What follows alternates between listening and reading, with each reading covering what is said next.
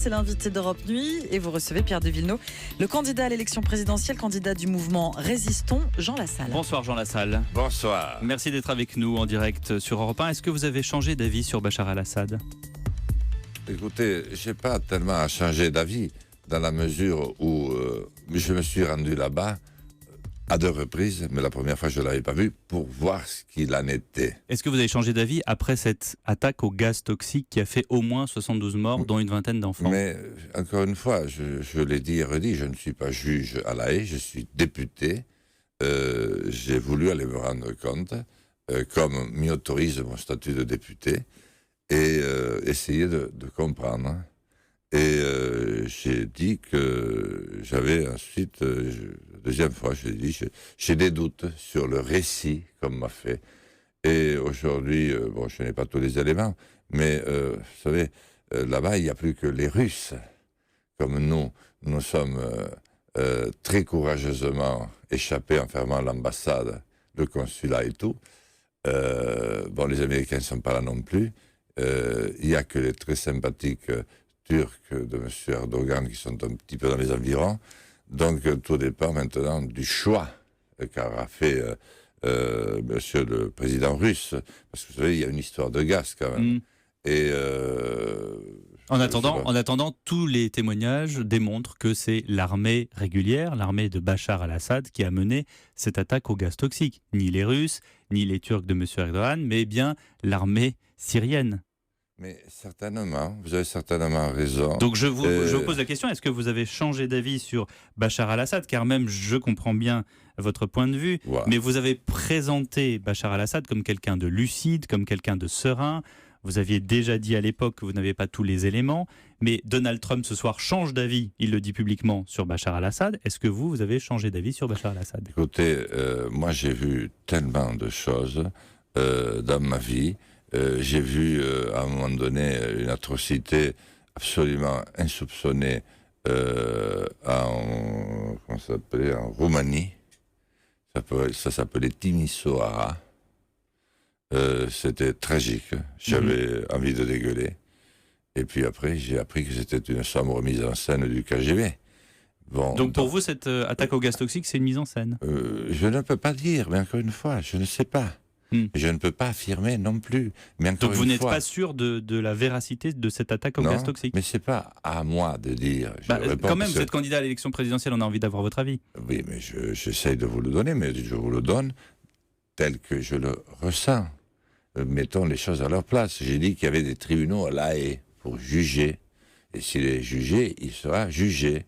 Pour l'instant, j'ai été donc vous ne voulez pas avoir d'avis sur Bachar al-Assad, ni positif ni négatif ? Mais je ne sais pas, monsieur. Je ne peux pas savoir. Et c'est pas non plus à moi de savoir. Moi, j'ai fait en sorte que les rapports viennent sur la table. Un peu, pas beaucoup.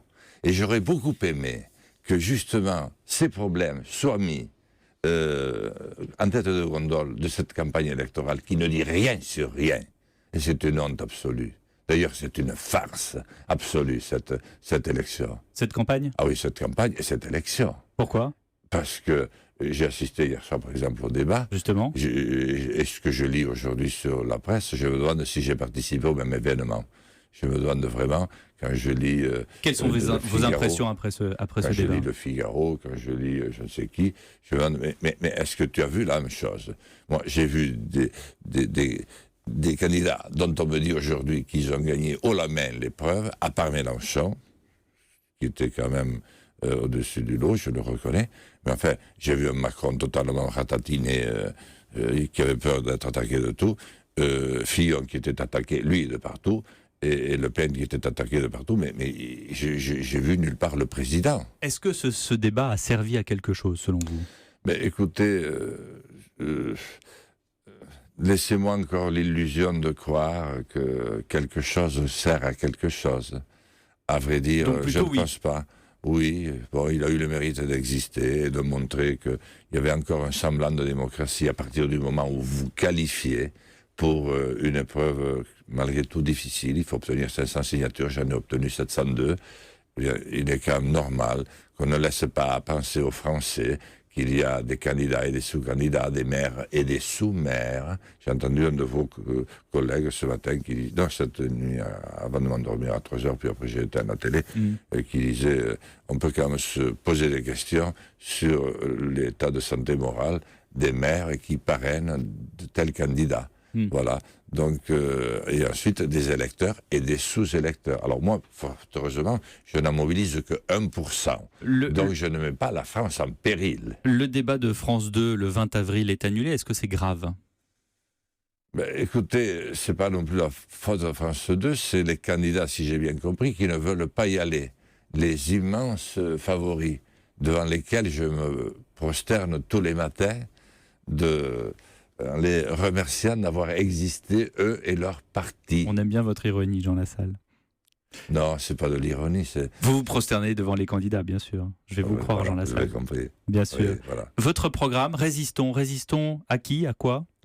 La dictature qui s'est emparée des régions du monde qui, il y a 30 ans, était la plus démocratique, la plus avancée, qui venait de se déchirer jusqu'au dernier sang à 3 reprises, enfin 2 reprises mondialement et la 3e avant, et même plusieurs fois, avec un modèle, ma foi, réussi, qui permettait des alternances, qui a permis à Margaret Thatcher et Helmut Schmidt de se côtoyer, c'est pas évident, qui avait permis une très belle élection entre Valéry Giscard d'Estaing et François Mitterrand, un vrai espoir. Tout ça, c'est de l'histoire politique, mais ça nous mène où, Jean Lassalle ? Ça nous mène au fait qu'à partir du moment où le mur de Berlin est tombé, eh bien, nous avons... On avance, là on est en 89, on avance. On a avancé. Et là en 2017, du coup, on fait quoi ? On s'y prend comment ?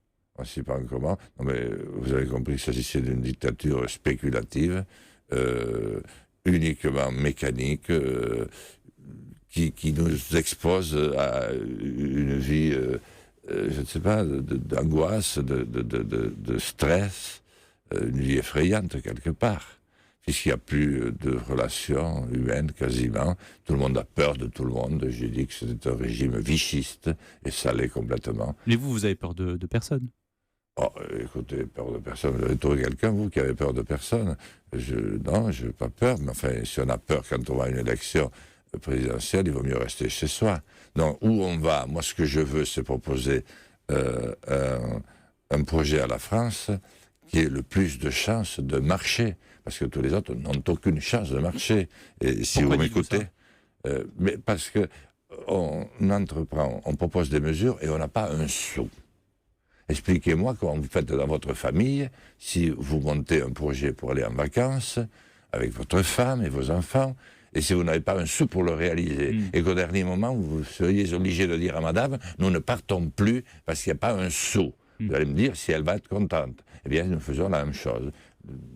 Nous prévoyons un projet de pension, enfin pas de pension, d'aide universelle. Et avec quoi nous le payons ? Ça, c'est Benoît Hamon, le revenu universel. Oui. Bon, Fillon veut réduire 500 000 fonctionnaires.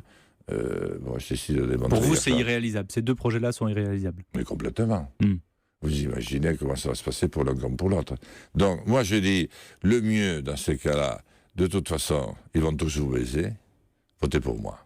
Bon, ça a le mérite d'être clair. Vous avez un style, vous venez de le prouver, Jean Lassalle. Certains pourraient ne pas vous prendre au sérieux. Est-ce qu'ils ont tort ? Mais je respecte parfaitement les jugements que l'on porte sur moi. Parce que lorsque vous prenez un engagement et aussi déterminé que l'est le mien contre toute apparence, eh bien, il faut accepter la critique. Ce que j'ai du mal à admettre, c'est le mépris. Parce que moi, je ne me permets pas de mépriser. Voilà. Chacun est comme il est. Chacun se bat avec les moyens qu'il croit utile d'utiliser. Mais le mépris, c'est pas le meilleur des sentiments humains. Que fait-on lorsqu'on a voté Jean Lassalle au premier tour ? Qu'est-ce qu'on fait pour le second ? On vote pour qui ? Eh bien, on vote pour Jean Lassalle. Et si ce n'est pas le cas, on vote pour qui ? Pour Jean Lassalle quand même. D'accord, donc on prend un bulletin blanc et on barre le nom d'un autre et on écrit Jean Lassalle. Mais c'est-à-dire, vous m'avez entendu dans le sketch, je l'ai dit plusieurs fois. Il ne s'agit pas de mépris. Non, mais je le entendons-nous bien. Sinon, je n'aurais pas répondu. Voilà. Mais un journaliste a le droit aussi d'être malicieux. Ça, c'est une grande qualité journalistique. Mais moi, je dis que heureusement que je n'ai jamais répondu à cette question. Parce que dès ma première élection de maire, à 21 ans, on m'a déjà posé la question. On m'a dit, enfin, tu t'imagines pas, avec la tignasse que tu as, c'est déjà changé. Partout, tu vas gagner. Pour qui tu vas te désister? Heureusement que j'ai jamais répondu parce que j'ai toujours gagné. Et j'ai toujours gagné dans les dernières lignes droites. Parce que je suis une espèce de poulie d'or des pelotons et je suis un anquetil des finishes. Merci Jean Lassalle d'avoir été en direct avec nous sur Europe 1.